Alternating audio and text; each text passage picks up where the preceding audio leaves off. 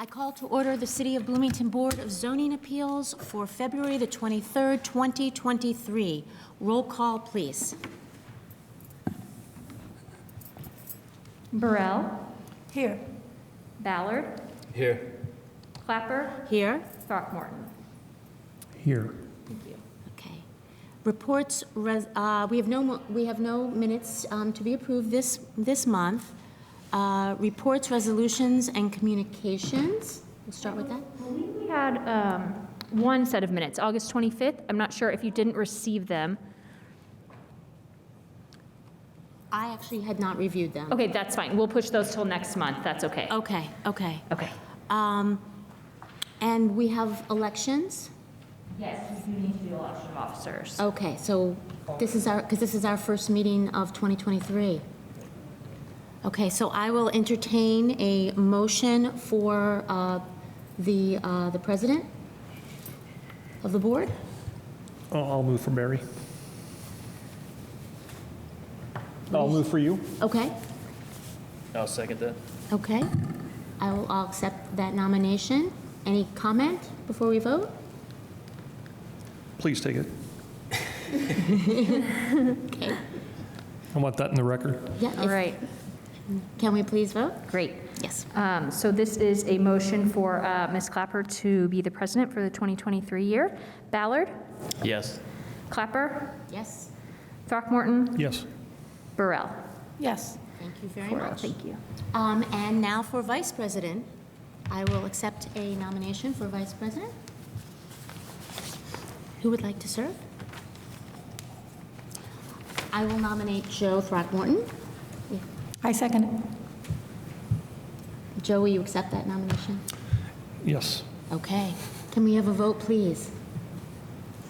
So this is a motion for Throckmorton to be vice president for 2023. Clapper. Yes. Throckmorton. Yes. Burrell. Yes. Ballard. Yes. Thank you. Thank you all very much.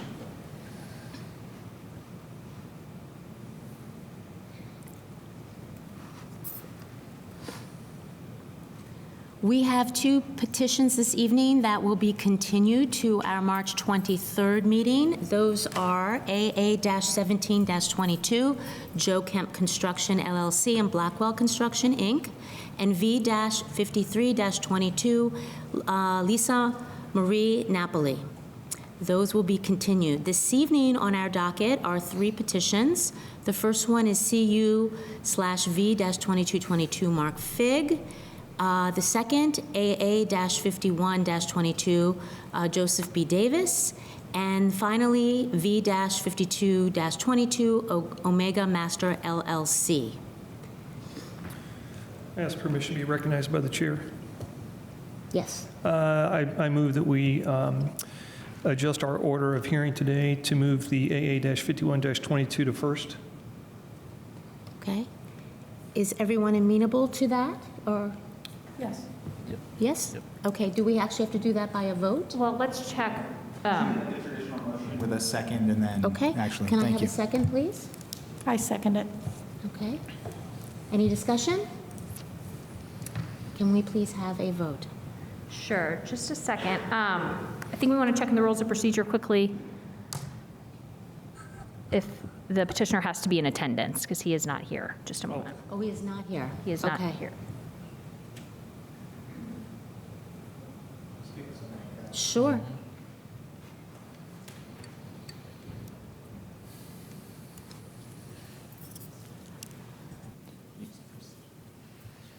Yeah.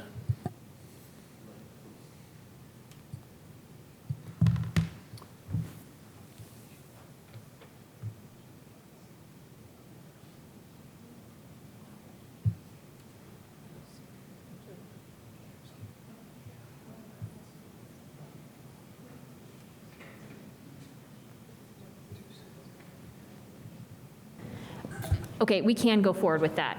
We are able to move Yes, so we have a motion and a second on the table, and the motion is for AA 5122 to be heard first tonight. So Okay. I will go ahead and call the roll on that. Okay. So is the petitioner present? He is not present, so if that affects your decision, He is not present, but he does not have to be present. not have to be per present. Legal department. So we have no guarantee Pardon that the me? petition will be here in a few minutes either, is that right? Correct. Okay. Yeah, so this is very uncommon, but sometimes we do know, they've let us know we'll be arriving late or anything like that. We have not had any communication from the petitioner. Okay, so for an administrative appeal, the petitioner does not have to be present. I believe that is correct. Is that correct, Mr. Rooker? That is correct. This doesn't happen often in front of this body, but in front of other bodies, when somebody requests an administrative appeal of a notice of violation, usually staff will put on a brief prima facie case and then allow the board to vote on the appeal, so. Right, okay, so If that's the case, I'll keep my motion. you will keep your motion? Yeah. Okay, so we will vote on that? Okay, great. Throckmorton, Yes. Burrell, Yes. Ballard, Yes. Clapper. Yes. Thank you. Okay, so can we please have the staff report? Yes. So Gabriel, you can go ahead with the staff report.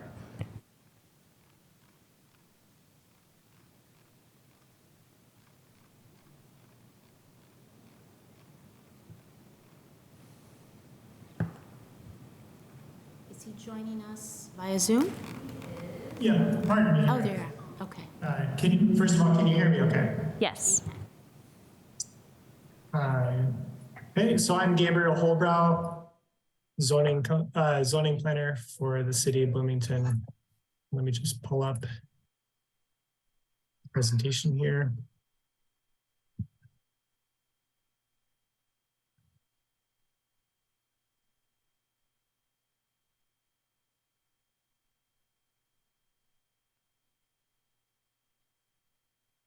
Okay, first of all, are you seeing this presentation here? Perfect, okay. So AA 5122 is an administrative appeal of a notice of violation for 530 South Washington Street. This is the location. The 530 South Washington Street, the property is a little under 6,500 square feet. It's currently zoned residential urban lot R4, and the comprehensive plan is designated as mixed urban residential. The existing land use is a single family dwelling. The appeal is of an NOV warning letter that was issued on October 20th, 2022. Frankly, the situation at this property is complicated, and it involves enforcement by multiple city departments, and the ultimate resolution will not be simple to achieve. However, luckily for you, it's not this board's responsibility to find a resolution with the property owner. It is your responsibility in an administrative appeal case, as you know, to decide if the determination is correct and the staff determination is correct and supported by the Unified Development Ordinance. In this case, your duty is to determine if there was outdoor storage of materials and parking on an unimproved surface at the time the NOV warning was issued on October last fall. That's it. I hope that between the staff's presentation of the case record and the appellate's presentation, you will feel you have enough information to make that determination with confidence tonight. So going through a summary of the record, the following photos and documents were included in your packet, starting on page 22. We also have with us staff who did all these inspections. So I'm going to quickly go through a little bit of the record and have our analysis of the UDO, and then I'm going to turn it over to some of the staff who visited the property those various times. So beginning in July, Housing and Neighborhood Development forwarded to the Planning Department complaints of outdoor storage or outdoor garbage at 530 South Washington Street. Here's a photo from August 10th, 2021. You can see building materials on the front porch. Also August 10th, storage materials on the south side of the house. So based on observations at the time, the Planning Department issued a warning as NOV on August 24th, 2021 for violation of use-specific standards for outdoor storage. Following that NOV, there was some discussion with the property owner and there was progress toward compliance. Here's a photo from February 17th that shows fewer building materials on the porch. Also February 17th, fewer materials next to the house. March 31st, very similar to the photos from February. This is from, a full year ago. More progress toward compliance on March 31st. So after evidence of this compliance, evidence of progress towards compliance, later in the summer of 2022, so last summer, the Planning and Transportation Department received some further complaints. So staff went and looked at it again. Here's a photo from August 8th. We see outdoor storage of materials and parking on an improved surface. Again, August 9th, materials stored outdoors on the porch. Also August 9th, materials stored outdoors. September 20th, outdoor storage of materials, and then vehicle parked on an unimproved surface. I'm aware that I'm moving very quickly through these photos. Certainly if the board wants to see any of these again, I do have them and I can display them directly as well. Based on these observations, the department issued an NOV warning letter in October 20th, 2022, again for violations of the use-specific standards for outdoor storage and also for parking on unimproved surface. We also have some photos taken last week by hand staff. These are too recent to have made it into your packet, so this is the first time you're seeing these. As of February 15th last week, there was outdoor storage of materials and parking on an improved surface, as you can see from this photo. More outdoor storage of materials on February 15th. More outdoor storage of materials. This is taken from the alleyway last week by hand staff. So that's a quick summary of the record. We can go back and look at any of these photos, and there'd be an opportunity for other staff who visited the property to speak about what they observed there. Going into, let's look at what the UDO says about this. So the NOV warning mentioned outdoor storage. The relevant section of the UDO is 20.03.030E1. And then under C, prohibited storage materials. In all zoning districts where this use is allowed, except for the MI zoning district, outdoor storage of equipment, materials, waste or scrap materials, and pallets is prohibited. There's also a definition of outdoor storage, which is the storage of any material outside of an enclosed building for a period greater than 24 hours, including but not limited to storage of items awaiting processing or repair. The use does not include vehicle sales or rental or accessory outdoor retail display uses. The property is located in the R4 district, as we said, where according to the UDO use table, outdoor storage is not an allowed use anyway. So outdoor storage is not allowed use here. And in addition, the section of the UDO prohibiting storage outdoors specifically prohibits storing scrap materials or pallets, waste. The appellant has stated that the materials observed outdoors on the property are part of lawful construction activity. Neither NOV warnings from 2001 or 2021 or 2022 identified lawful construction activity occurring on the property. And furthermore, the UDO does not contain any exception for outdoor storage standards for construction activities. As a relevant comparison, the UDO's definition of construction support activities describes a structure used for activities including indoor equipment storage. The full definition of construction support activities is a temporary structure used as an office for contractors and builders during construction located at a construction site. This serves only as an office until the given construction work is complete. This includes contractors' offices, equipment storage, or portable laboratories. Now, this is for comparison. There's no approval for construction support activities as a temporary use at this property, and there's been an application for that. So that's not directly relevant to this property, but it is another place in the UDO where we do see something about how storage is handled for construction activity. Going on to parking on an unimproved surface, the relevant section of the UDO is actually there next to outdoor storage.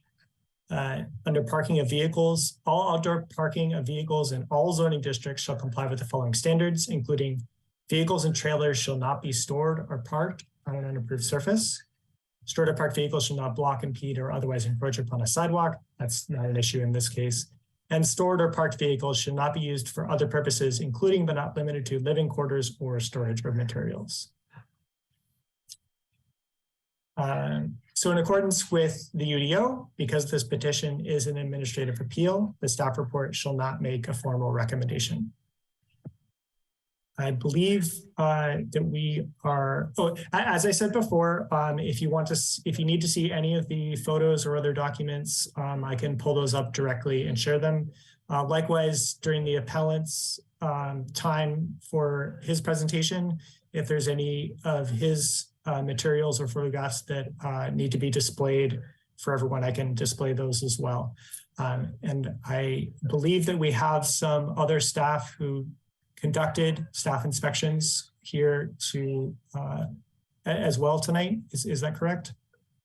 Gabriel, we do, but actually the petitioner isn't present. So I think so we have 4 staff members who have visited the site. So unless you have questions for them, I think we're probably okay with what's been presented. Okay. Correct.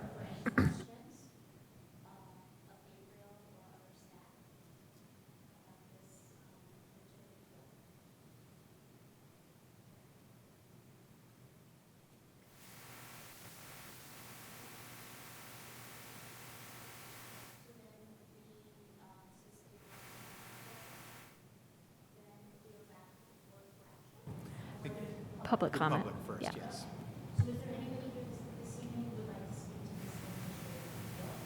yes. Speaking from Zoom, I cannot hear Barry Clapper. Gabriel, it's because I didn't have my microphone on.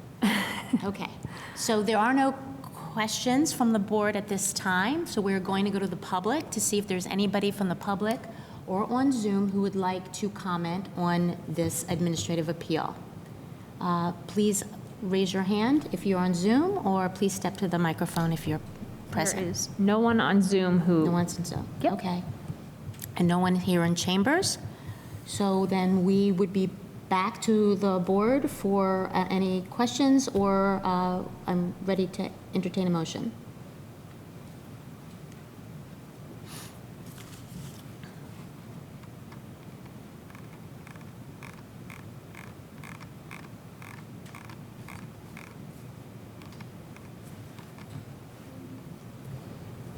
I'll just make a motion to deny, would it be a denial of the administrative appeal of the notice of violation, AA-51-22, Joseph B. Davis.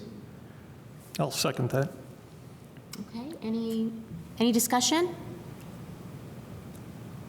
And we are ready for a vote. Okay, so this is a motion to deny the administrative appeal. Burrell, Yes. Ballard, Yes. Clapper, Yes. Throckmorton. Yes. Thank you. Okay. The appeal is denied. We are now on to, let me just get back to.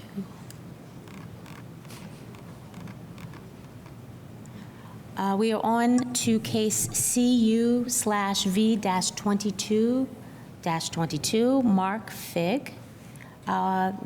We're ready for the petition, for the staff report whenever you're ready.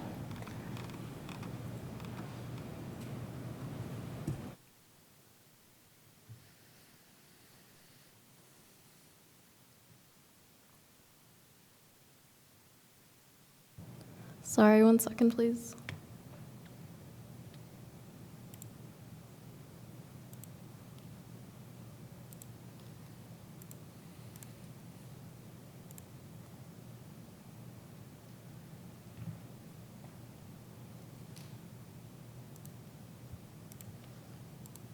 Okay, so this property is located at 2304 North Martha Street, and it's currently zoned residential medium lot R2.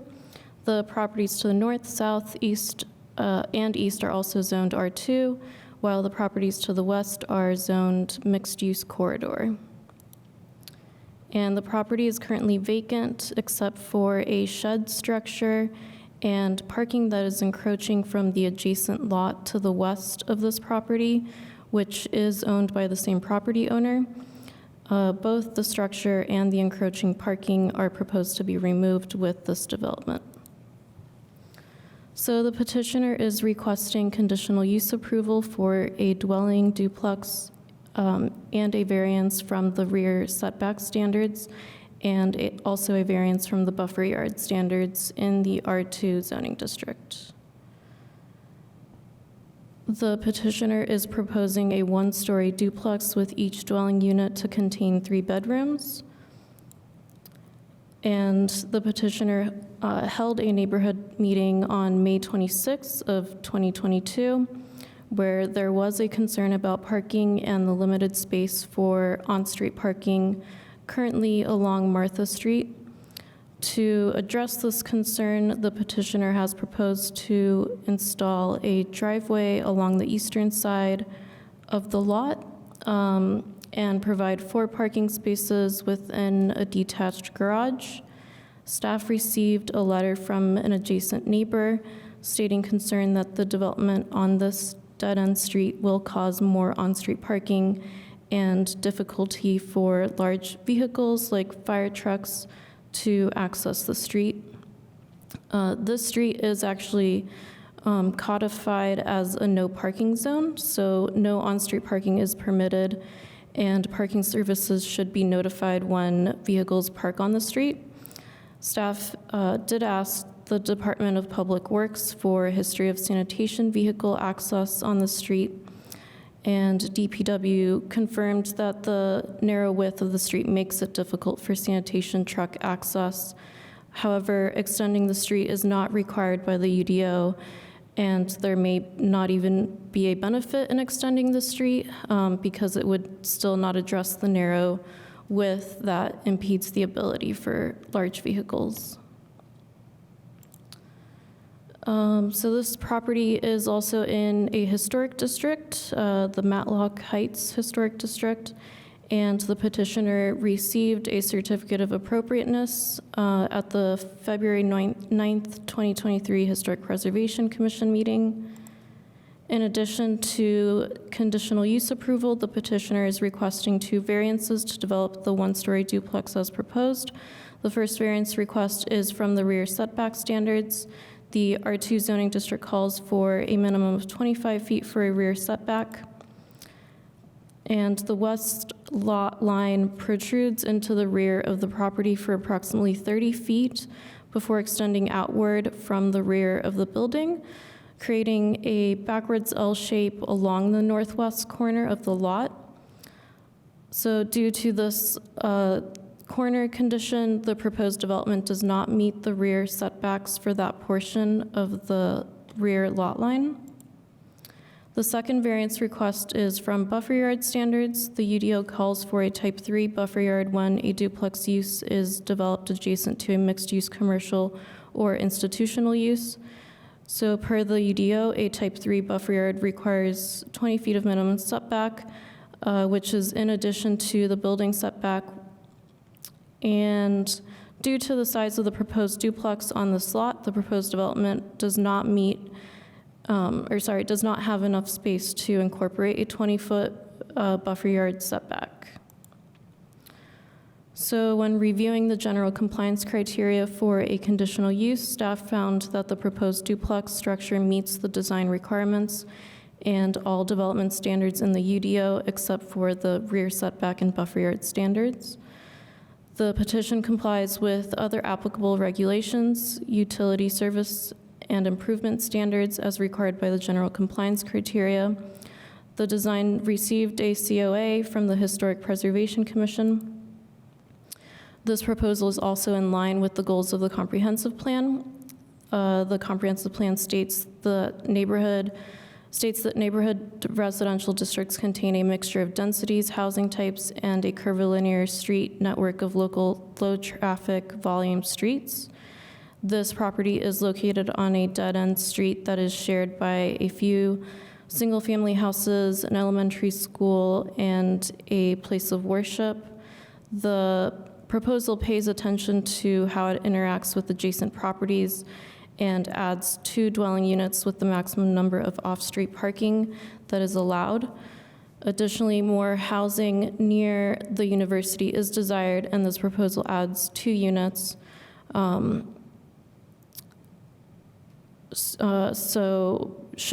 Which should not put undue strain on surrounding public services. And, also the petitioner is required to hook each unit up to separate utility meters, and no issues have been identified.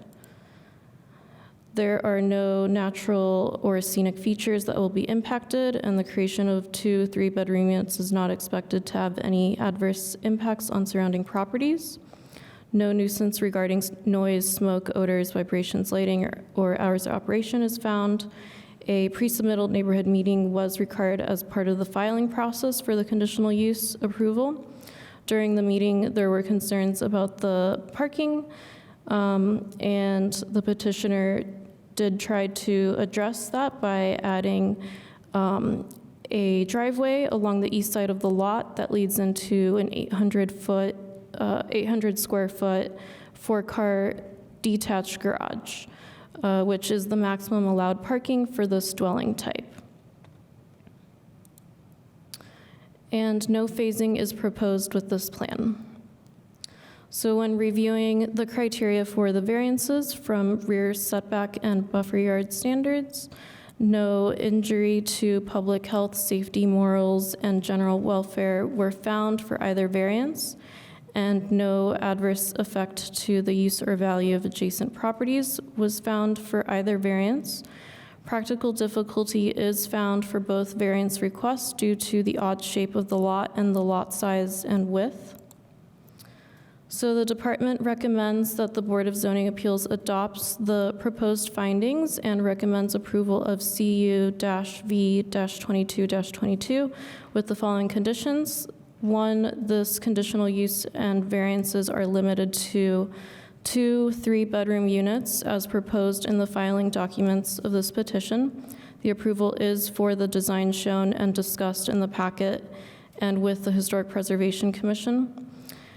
2, a building permit is required before construction can begin. And 3, the petitioner must consult the city's urban forester about the species of UDO-approved street trees, which can be utilized for this development. Thanks. Thank you. The petitioner's representative, are they here via Zoom? I'm the developer, Mark Fig, and my architect, Matt Ellenwood, is here as well if you have questions. I think Karina covered it quite well. Mark, I have to cut you for 1 second. Could you please, I have to swear you in. Do you swear to tell the truth, the whole truth, and nothing but the truth?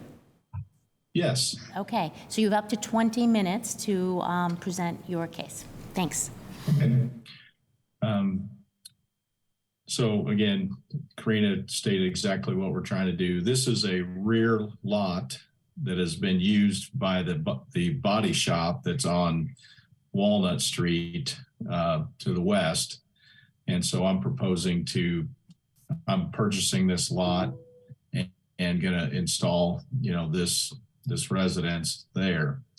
So that's the goal. And, the body shop has separate zoning. I did also want to mention that the UDO, I think the staff would tell you, mistakenly put buffer zones on both sides of the property line. So I think the intention was to have buffer zone for the more intense user, the body shop, or the more intensively zoned property to the west.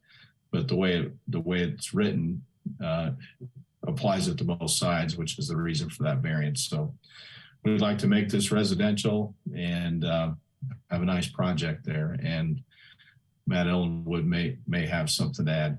Thank you. Thank you. Yeah, hi, this is Matt Ellenwood, Matt Black Architecture. I don't necessarily have anything to add. Matt, hang on for 1 second. But I can answer any questions. Matt, sorry, I have to interrupt you just to swear you in. Do you swear to tell the truth, the whole truth, and nothing but the truth? I do. Okay, I'm sorry to interrupt you. Please proceed.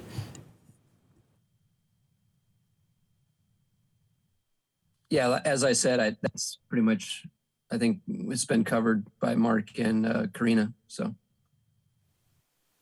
Okay, great. We'll see if we have any questions from the board. Anybody have any questions about the petition? For staff or for petitioner? No. Okay. So seeing none, we will go to the public. Is there anybody here this evening who would like to speak to this petition? Is there anybody on Zoom who would like to speak to this petition? No?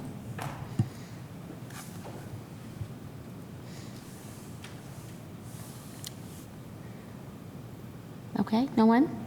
Okay, then we are back to the petitioner for any last comments. We're just here available for questions. Okay, thank you, thank you. Then we are back to the board for action.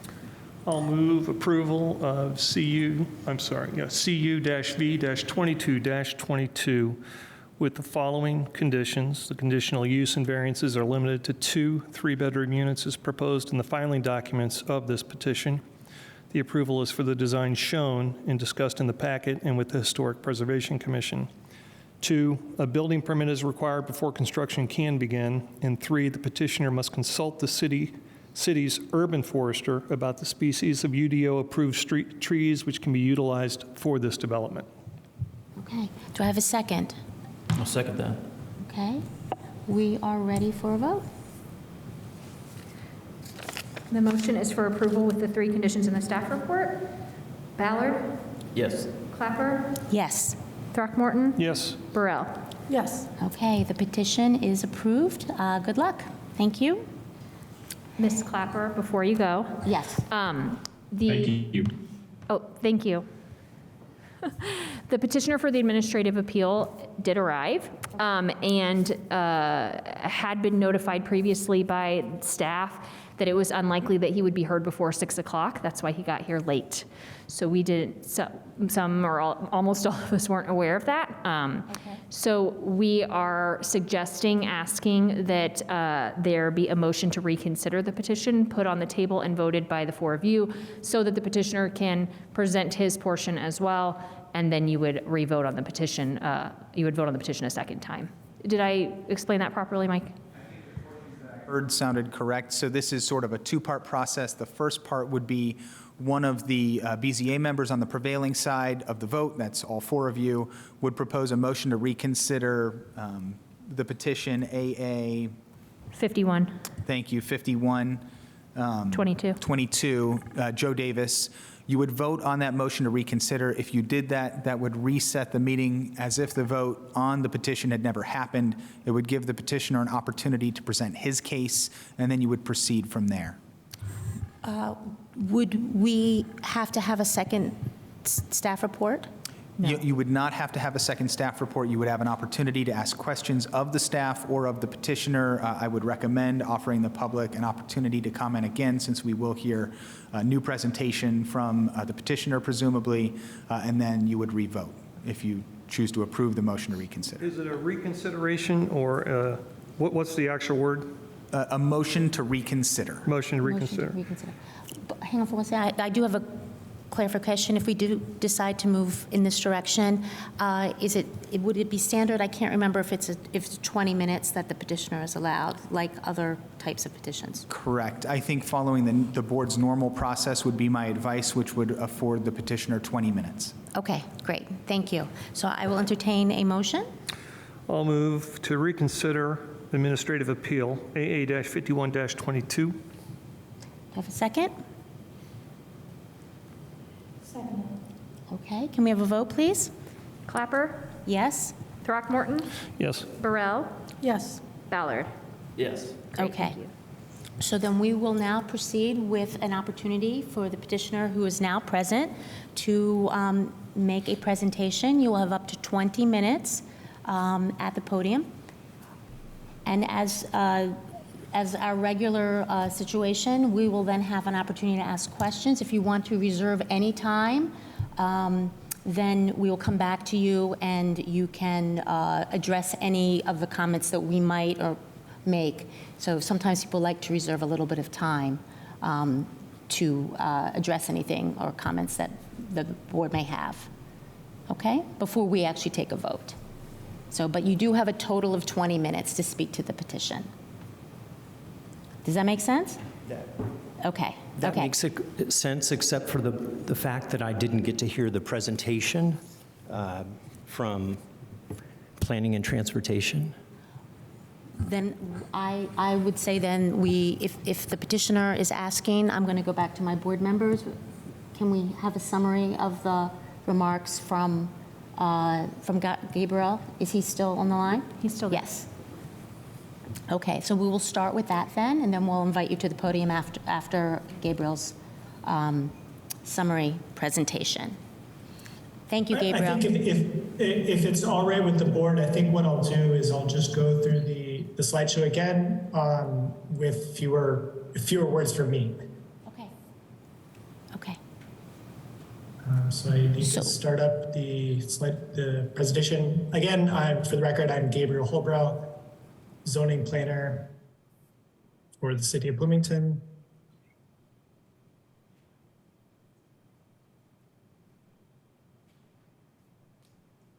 This is an appeal for 530 South Washington Street.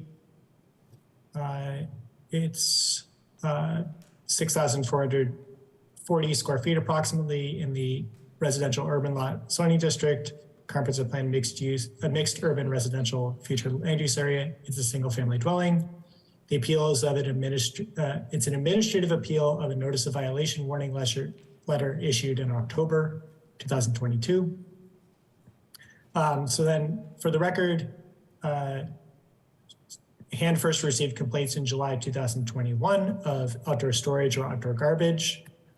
Here's a photo from August 10th. I'm going to go through these rather quickly. These were all in the packet. Also August 10th, this is the NOV warning letter issued in August 2021. Here's evidence of progress toward compliance in February, again, February 2022, March 2022, again, March 2022, but the complaints continued in August 2022, so last summer. Staff again inspected the site, and here's a photo from August 8th, 2022, August 9th, again, August 9th, September 20th, and a second NOV warning letter was issued on October 20th for violations of the use-specific standards for outdoor storage and also parking on an unapproved surface. I also included in the presentation, as the board members saw earlier, photos from from last week from Hand staff on February 15th. Here we have outdoor storage of materials and parking on an unapproved surface.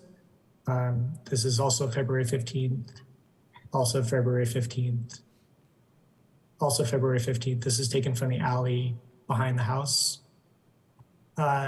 Turning to what the UDO says, we have the use-specific standards for outdoor storage. Outdoor storage of equipment, materials, scrap, waste or scrap materials in pallets is prohibited. The definition of outdoor storage is the storage of any material outside of an enclosed building for a period greater than 24 hours, including but not limited to storage of items awaiting processing or repair. It is relevant that the UDO does not contain any exception for outdoor storage from outdoor storage standards for construction activities. As a comparison, another use in the UDO, construction support activities, which is not a use that has been permitted on this property, that this property has a permit for, or that anyone has applied for a permit for. But as a comparison, construction support activities include a temporary structure that can include a contractor's office, equipment storage, or portable lavatories. So that this is saying that construction support activity involves indoor storage, which is not outdoor storage. The part of the UDO that addresses parking on an unapproved surface is next to the section about outdoor storage and includes that vehicles or trailers shall not be stored or parked on an unapproved surface. That's I there. And then III, down there, stored or parked vehicles shall not be used for other purposes, including but not limited to living quarters or storage of materials. In accordance with the UDO, because this petition is an administrative appeal, the staff report shall not make a formal recommendation. If the board wishes to see any of the photos again, or if it comes up in questions, I can certainly display those or the NOV documents. Again, for the also for the petitioner, if the appellant, I guess, if he has any documents or photographs that were submitted that he would like to display, I can put those up as well at his request during his time. So just let me know what to display. That's the staff report. Okay. Thank you, Gabriel. Thank you. So now it is time for the petitioner to come to the podium, and if you could state your name, I will swear you in, and then you will have up to 20 minutes to make your presentation. So when you're ready, if you could just say your name. My name is Joseph Davis. Do you swear to tell the truth, the whole truth, and nothing but the truth? I do. Okay. Please proceed. Well, first, I'd like to say that those later images that were shown just here at the moment of my backyard were never shared with me, but they do demonstrate the incredible lengths that I've been going to come into compliance.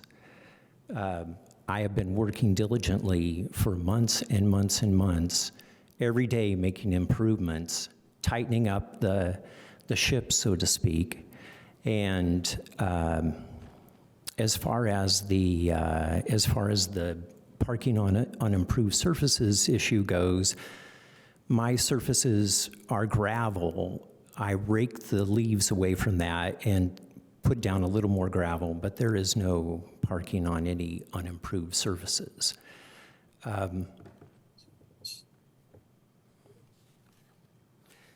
As far as the materials that I submitted, they're one of the first things that I obtained early this year, or past year, last spring, let me see, on April 1st, was a building permit for a solar structure. You see, the year before, I finally, after 13 years of ownership of my property, was able to retire my debt and become mortgage-free.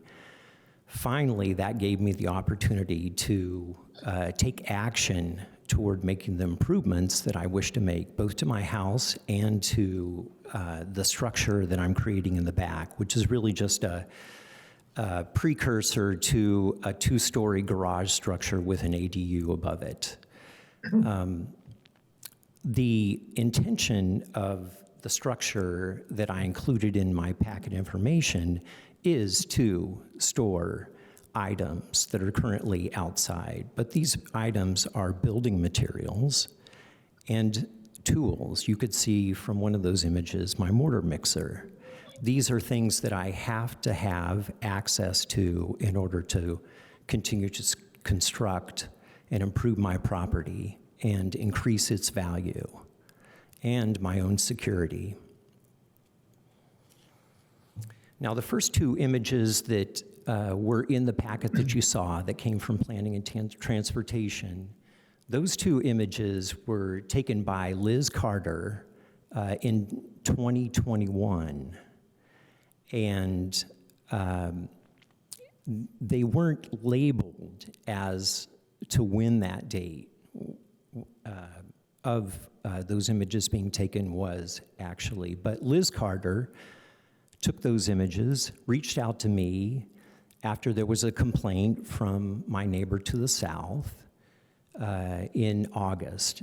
It always happens that there's a complaint in August that comes from my neighbor, because when I bought my place 13 years ago, her family was very persistent about pursuing its purchase with the previous owner. So much so that he said there was no way he was going to sell to either the property owner to the south of me or to the north. When I ended up purchasing the property, I was constantly badgered by both of those property owners who have many, many, many properties in town on my same block and also two down the street. And every time it's August, because of the poor quality of their rentals, the turnover is absolute. They have to come in and paint and do all the things to prepare for the next crop of one-year-only tenants. Well, when they see me working on my property, it always raises their ire. And last year, or in 2021, when Liz Carter contacted me, she shared with me that Nargis, who called this in, had not only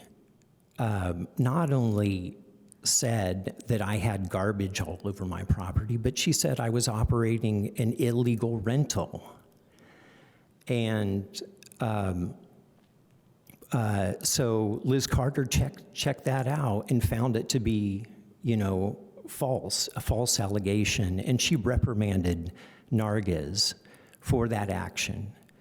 Now, I know that Nargis was responsible for that because she told me later, she was like, I called the city on you in any way that I could think of, and that included the health department, planning and transportation, and those allegations that case was later closed by Liz Carter prior to the date in which those second 4 images that were included in the packet from Gabriel, the ones that took place that were taken on February 17th and March 31st. And once again, in that heading, it says evidence of compliance. So here we are, once again, August 2022. It's turnover time.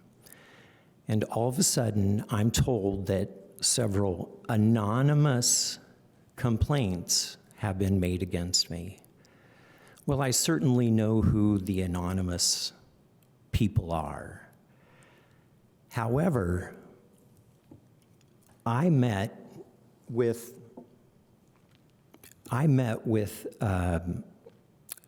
officers from the city, both from planning and transportation in hand, and I told them that I wish to come into compliance.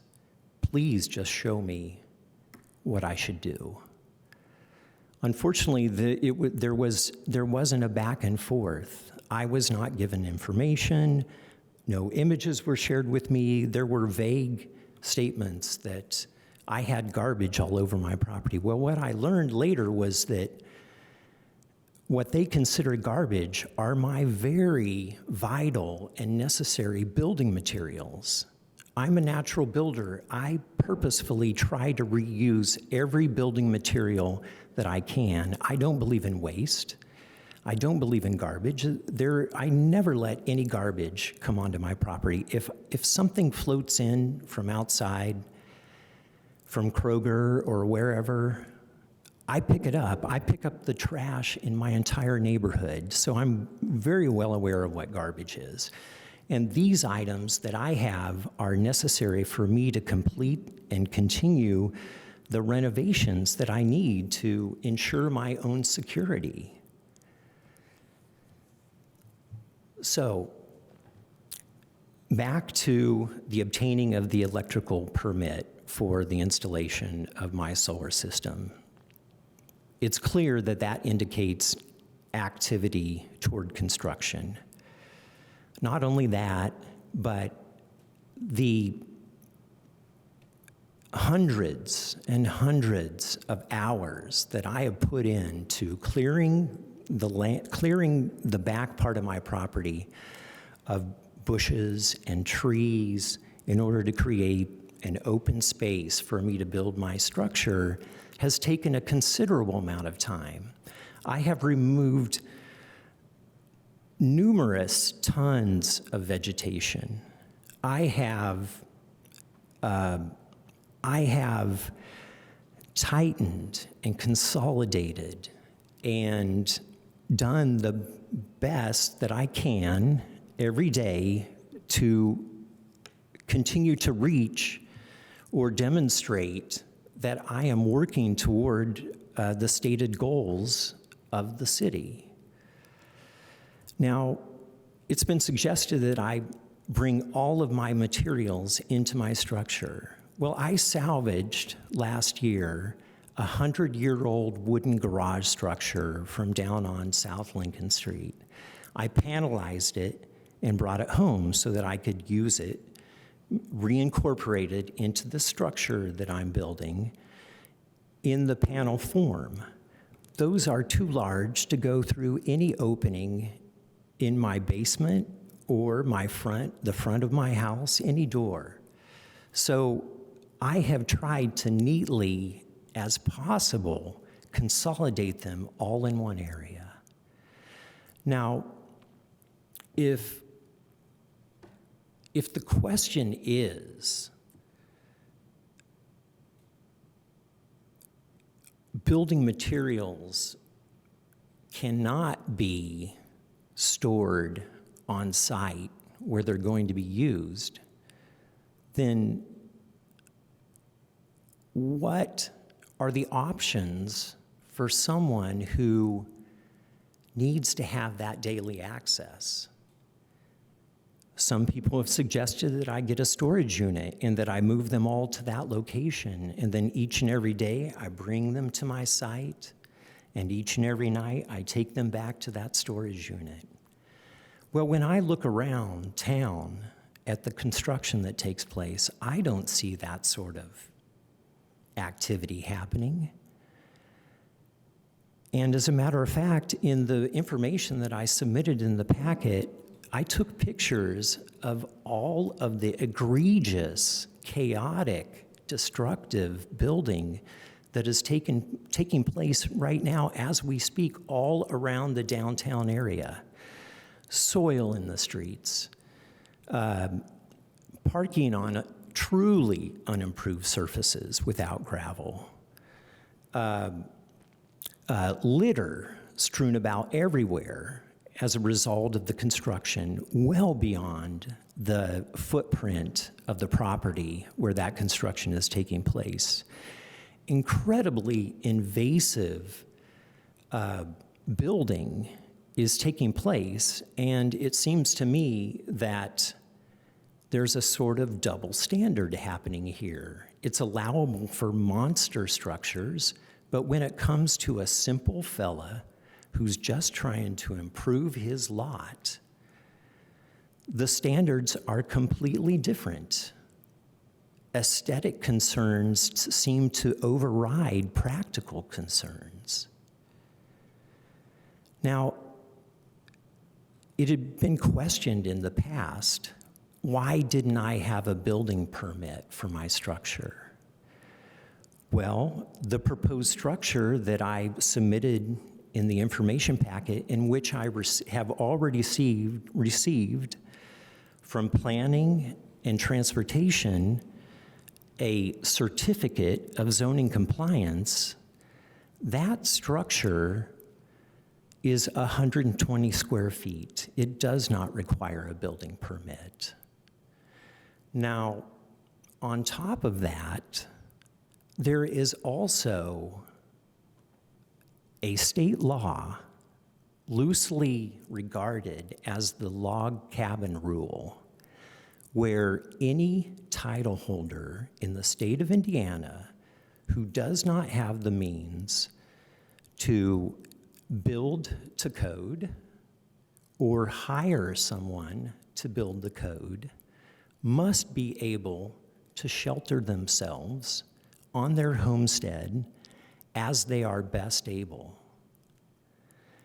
And the judge, J. Friedlander, in 1995 stated that this harkens back to the pre-settlement days when Hoosiers came with their 40-acre deed and their mule, and they cleared the land, and they took those harvested timbers and built a log cabin.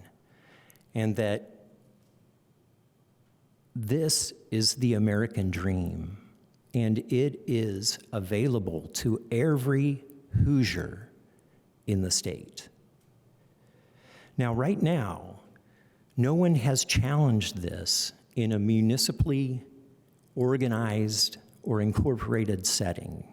All of the challenges have been in the county of whichever jurisdiction the appellant has chosen. But it makes no sense that a person residing in a municipally incorporated area would not share the same rights, the same constitutional rights to shelter themselves and to build, to better their lot and condition. Now, I'm a green builder. I've been a builder for over 30 years. I was the house leader on Habitat for Humanity's one and only passive solar straw bale house. I know how to build a code. I'm not suggesting that I don't wish to have a code compliant accessory structure or home or what have you on my property, because I know how to build efficiently, carefully, safely, and sustainably.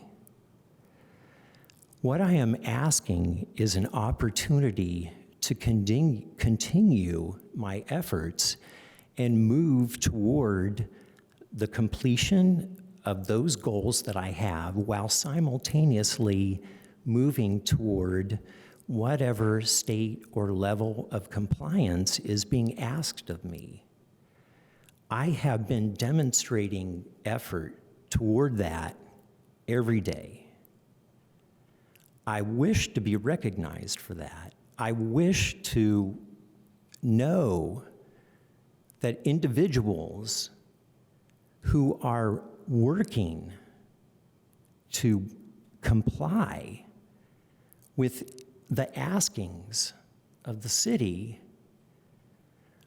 are people who should be given the benefit of a doubt. There is no reason to expect that I am not going to achieve these goals. I have already demonstrated that. If one were even to take a look at some of the images that were never shared with me, by the way, during my appeals before the Board of Public Works for the alleged hand violations, if one were to look at those, they would see dramatic change has happened on my property.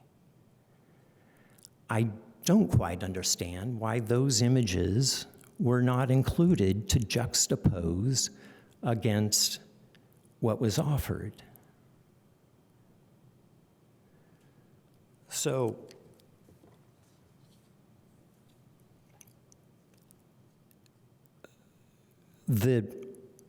maybe some of the final thoughts that I have are, if I, who represents only one citizen in this community, cannot get a fair hearing, cannot get responses from city officers whose job it is to communicate with the citizens that they are trying to bring compliance or enforce compliance, then What do we have?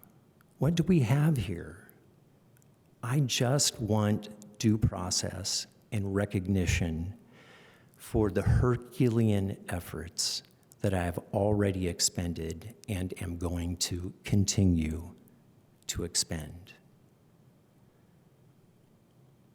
Thank you. Thank you very much.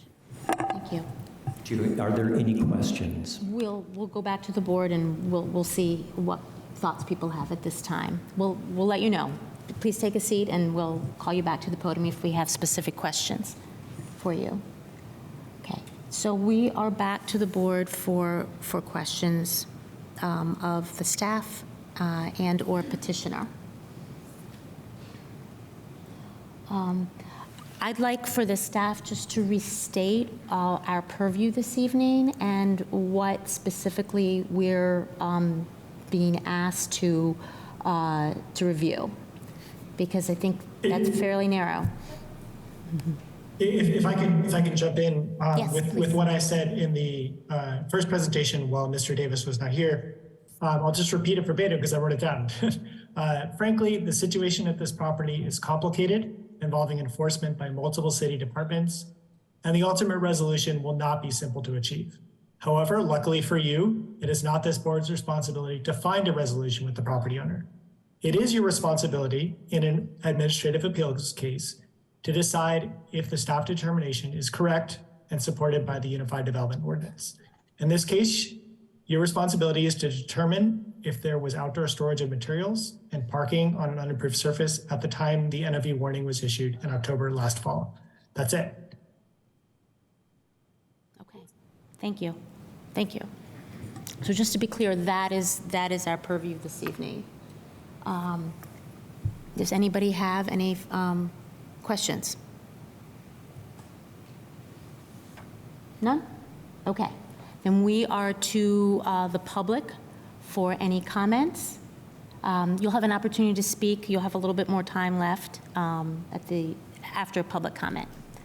Is there anybody here in person who would like to speak to this petition, or on Zoom who would like to speak to this petition? Nope? Nope. Yes. If you could just come to the podium and state your name and I'll swear you in. My name is Tom Lillis. Do you swear to tell the truth, the whole truth, and nothing but the truth? I do. Okay, you have up to 5 minutes to make your comments. It will be short. I actually own property that adjoins property, so we own several properties on First Street. I lived past tense on First Street for over 10 years. Please. You stated your name, right? Tom Lillis, yes. Yes. So from the perspective of knowing Joe and his involvement in the neighborhood, I cannot and will not pretend to be an expert on the code or whatever that is. He's been a very good neighbor. He's been good. He has been good for the neighborhood. As you may know, we've got an issue with those experiencing homelessness that we see down there, and so Joe has been among many property owners trying to make sure that there's those folks are not scorned nor given free rein. We do pick up a lot of used needles, et cetera. It's a bad situation. But Joe's been a very good neighbor. We had a fire in the neighborhood several years ago. I think you probably know of the Carmichael House on the corner of First and Washington. And so that was late at night. And the fire department was using some new equipment at the time to address the fire. They were blasting a lot of water onto our property. We had a tenant actually get trapped in their house because of the volume of water. At about 3 in the morning, Joe was helping to bail that out. So I can tell you, he's been a good neighbor. From one other perspective, I just would want to say that I think that I would prefer, as a citizen, that the funds be used to improve the property rather than to be punitive in a fine sense. That's all. Yeah. Any questions of me? No, Okay. thank you. Thank you. Thank you. Yeah. Thank you for your comments. Is there anybody else this evening who would like to speak to this petition? This is your opportunity. There's no one on Zoom. No one on Zoom, okay. You are more than welcome, please, to come back, Mr. Davis. I think you had a little bit less than a minute Yep, we have left. 45 So seconds. about 40 seconds, if you have anything that you'd like to add at this time. I'd just like to clarify, again, you stated that the purpose of the narrow focus and purpose of this hearing was to, or you didn't, but Gabriel did, to only determine that at the time of the warning that I was not in compliance. That's all? That's it. So, well,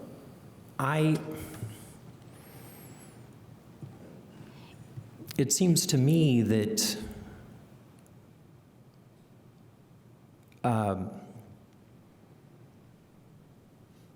I can state this, yes, according to the eyes that were upon it, it could appear that I was within compliance, or not within compliance, but when you look at the fact that I had an active construction zone taking place, then there wasn't outdoor storage of materials. There was just building materials on site.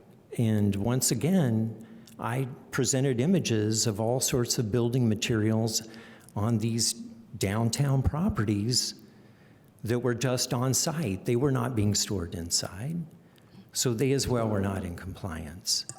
Okay, thank you. Thank you for that follow-up and clarification. Thanks. So we're back to the board now for action. I regret that there may have been some miscommunication between the petitioner and the purpose of and purview of our of this board this evening. But we have a very narrow purview, and that is there were letters sent to the petitioner twice about these violations. They were both warnings. Were they not? There weren't any. I believe so, Gabriel. Gabriel? That's correct. They were both warnings. Okay. They're both warnings, which indicate to me that the city and compliance is working with the petitioner to resolve these issues. And I do appreciate the comments made here this evening on behalf by the petitioner in stating his intent to meet the UDO and to comply. And so I trust that process going forward. But we have a very specific purview, which we do have to fulfill. So does anybody have any further comments before I will entertain a motion? No? Okay. So I am ready for a motion. I move to deny the administrative appeal of the notice of violation warning letter issued AA-51-22, Joseph B. Davis for 530 South Washington Street. I second. Okay. Is there any discussion? If not, we will have a vote. I'll just say real quick. Yeah. The reason, I mean, it's the same stance I had before, and I appreciate you sharing. I think that's part of the democratic process we have here. We could have said no. So I think that giving you the opportunity, that's the way it should be. Appreciate the comments from your neighbors. But again, if we are voting on, humanitarian efforts and the sentiments of individuals, it'd be a different story, and we're not. And while we can appreciate that, and it's heartfelt when I say that, I appreciate your approach, how you treat homeless people. I think based on the purview, that's where this is coming from. And so that's the rationale behind it. That's the black and white of it. So I just want you to be able to understand that fully from where I stand and where we stand as a group. Thank you. Anybody else? If not, we are ready for a vote. Throckmorton, Yes. Burrell, Yes. Ballard, Yes. Clapper. Yes. Thank you. Okay, so the administrative appeal is denied, but we wish you the best and luck in moving the property into compliance. Thank you so much. I am now going to be recusing myself for the next case, and so let the minutes reflect that, and that Joe Throckmorton will be conducting the rest of the meeting. Thank you. Thank you, Barry. And also let the record reflect that I should ask, Barry does not need to be here at the conclusion of the recused case, does she? No. Okay, so in that case, if you would like to leave, since this is our last portion of the hearing, thank you for tonight. Thank you. Just give me 1 minute. Absolutely.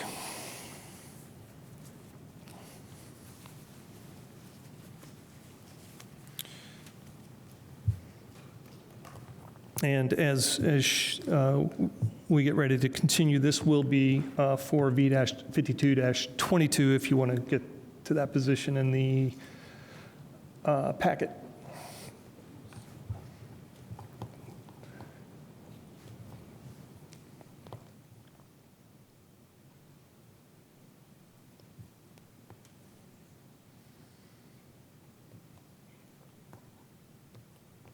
Oh, does she need to sign anything before she leaves? No, I'll get him to her Thank you. later. Thank you.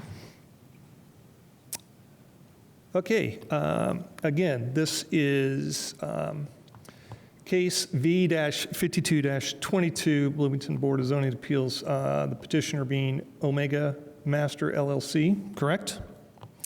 If we could hear the staff report, please.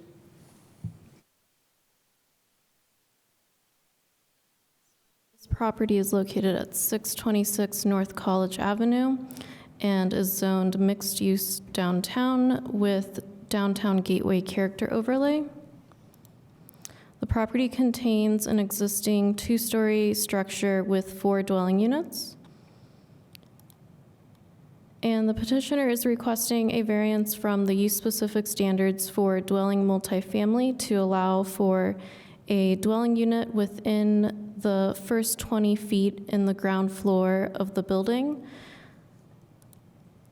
The petitioner is proposing a 2-story addition to the rear of the existing structure, which will contain 2 dwelling units above a covered parking area.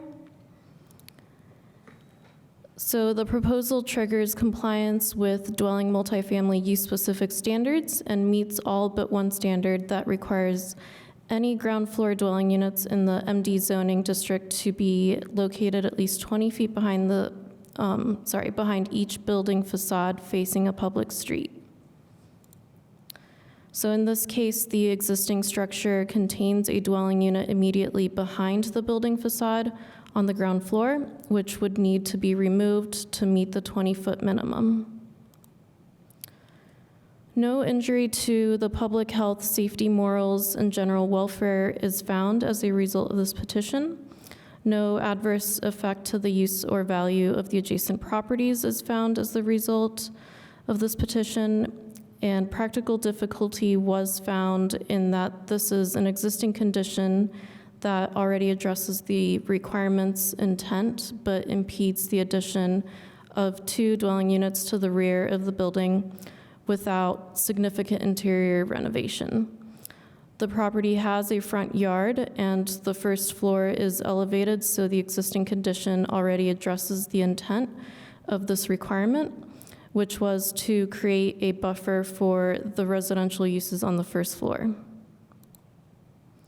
So the department recommends that the Board of Zoning Appeals adopts the proposed findings and recommends approval of V-52-22 with the following condition. 1, a minor site plan review and building permit are required before construction can begin. Thanks. Thank you. Is the petitioner or petitioner representative here in the chambers? And if you would like to speak, please come to the podium. Okay, so it's on Zoom. So we'll go to the petitioner on Zoom. We'll ask you first to state your name, and then I'll swear you in, and then we will give you up to 20 minutes to present your petition. Can I have your name, please?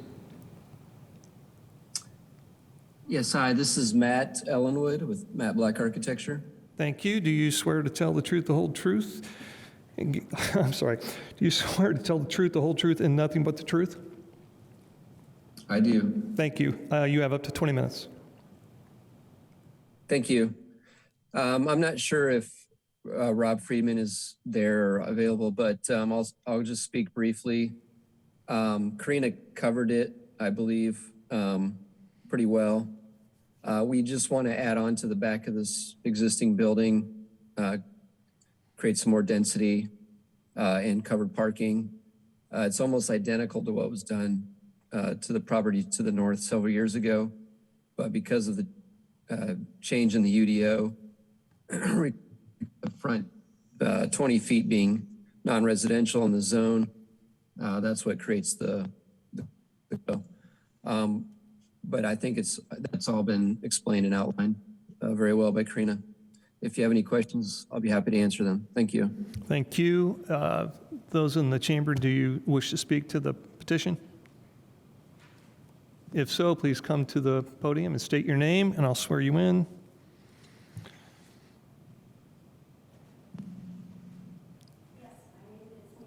Bring your microphone down, please. This one? Yes, Okay. and state your name. Mary Friedman, Omega Properties. Thank you. Do you swear or affirm that the testimony you're about to give will be the truth, the whole truth, and nothing but the truth? I do. Then you have up to the remainder of the 20 minutes, and you may certainly reserve whatever you don't need for later. Okay.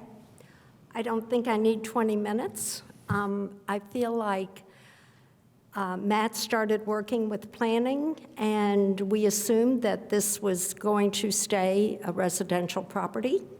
It always has been a residential property, and I believe Matt found out pretty late in the game, as far as all the drawings were done and everything, that he received an email that some sort of mistake had been made or something, and that we are required, I believe, to have some space for commercial.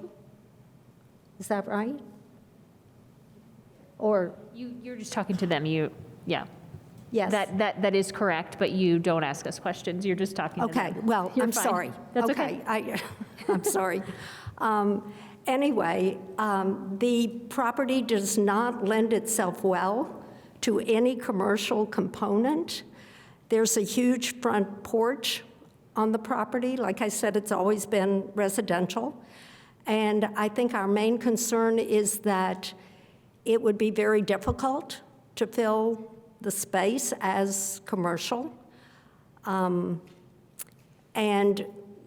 it just wouldn't lend itself well to a commercial component. So that's really all I have to say right now. Thank you. Thank you. And we'll reserve the remainder of the 18 minutes in case you want to use it following the next portion of this hearing. With that, we'll go to the board for questions of the staff or the petitioner. Any questions? Okay. Seeing none, is there anyone in the public, either here, first we'll start in the chamber who'd like to speak to this petition? Seeing none, is there anyone on Zoom? No.